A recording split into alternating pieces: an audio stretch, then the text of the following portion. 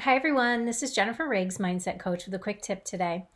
Today, I want to talk to you about one word that ends up being a whole lot of trouble for a lot of people. It is the word no.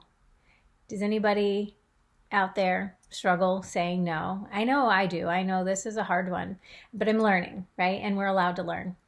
So, being able to say no when someone asks you something is a really great skill to learn. The Brazilian author Paulo Coelho said it so well when he said that when we say yes to someone, we need to be sure that we are not saying no to ourselves. And I think that's so helpful to remember that when you are saying yes to a situation that doesn't necessarily fit with your goals or with your life in general, and that might end up causing you a lot of grief or even just really disrupting your life, making you stressed out, then that yes should have been a no, right? Sometimes we say yes to things that are for the reason of the people that are asking, or the person that is asking is someone who's important to us. It could be a close friend or a family member. In that case, it's a little different. Sometimes we do things that we don't necessarily want to do, but it's because we love or care about this person. And so that just kind of comes under a different category where we want to just understand that, yeah, I would probably prefer not to do this, but because I care about this person, I'm going to find the best in what this situation is.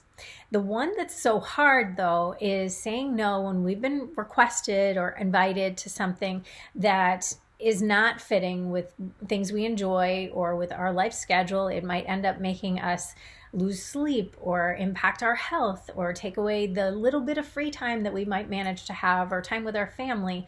And if that's a yes you're saying, then that needs to be a no, right? So we need to remember that if we're saying yes to someone that really is saying no to us, then we need to find a better solution there. And so here's what you can do. If someone asks you to participate in something, maybe it's to be on a board or to be part of a group or to go somewhere that you really don't want to go, or to participate in something you really don't enjoy doing, you can do a couple things. First of all, if you feel like you don't know how to say no right away, you can just say, I need to check my calendar and I'll get back to you. And then you definitely want to follow up, because we want to be true to our word. If we have said something to someone, we want to follow through, right? So the follow through can be that it just gave you a little bit of time to decide what you wanted to say so that you can graciously say no to the person. And that just gives you a little space, right? And that's okay. If you feel like you can say no right in the moment, it's okay to just let it be, no, I'm sorry, that's not going to work for me. You don't need to have 100 reasons. You don't need to expand on that. Think about, would I expect someone to give me 100 reasons? You probably wouldn't. So try and remember that it's okay for you to just say no. You know, I'm sure you've heard this before, that no can be a complete sentence. That is really true. It really can be a complete sentence. So say you offer you ask to have a little time to check your calendar, and you reach back out to that person, you call them back, and you say to them, I really can't do this right now. It doesn't fit my life. You might offer some other solutions, like, oh, I heard this one company you could call might be able to help, or I have this other friend who's actually really interested in this, and I'd be happy to ask them if they're interested. And say there's no guarantee, but I will, put that word out there. It might make you feel a little better to do that, but it's not necessary. It's just, if it feels right to you to be able to offer some other solutions, then that might be the way to go. Otherwise, it's perfectly okay to just say, I'm really sorry, this doesn't work. And practice that. Practice being okay with that, because a lot of times we are just saying yes to people because we don't want anyone upset with us. We want everyone to like us. And that's just not realistic. The whole world isn't going to like us. We have to accept that sometimes people are going to, not really enjoy being around us or something.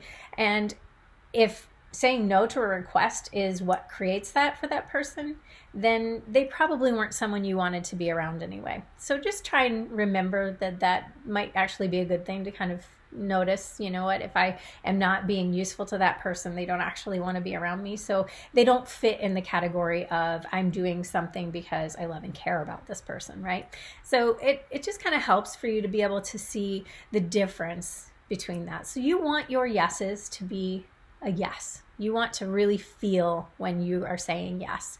And when something is a no, and you can feel that it's a no, then you need to express that. And it's okay to do that. You are allowed to say no.